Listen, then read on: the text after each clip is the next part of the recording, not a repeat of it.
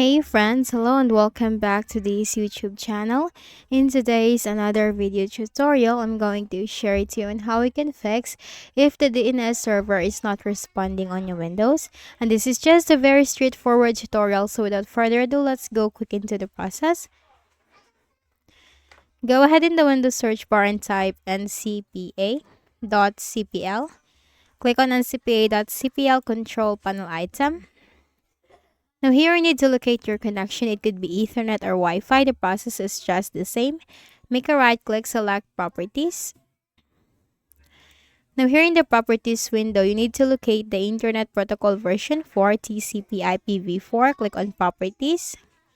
And this window will appear. Now here you have this option.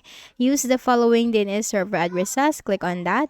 And we are going to use the Google's DNS server address as one of the greatest DNS. Type for the preferred DNS server 8.8.8.8.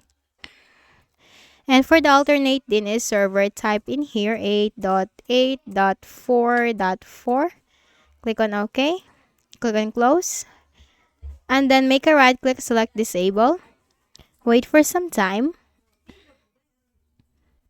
Then make a right click, select Enable.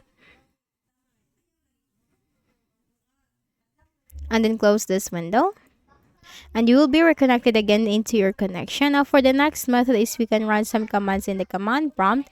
So go ahead in the Windows search bar, type cmd, click on run as administrator in the right pane. Now here in this block window, type the first command, ip config space / flush DNS. We're going to flush the DNS, hit enter. And next command, ip config space / register DNS, hit enter. Then type exit, hit enter. Then make a right click at the start button, shut down or sign out, and restart your Windows. So that's it. That's how you can fix it.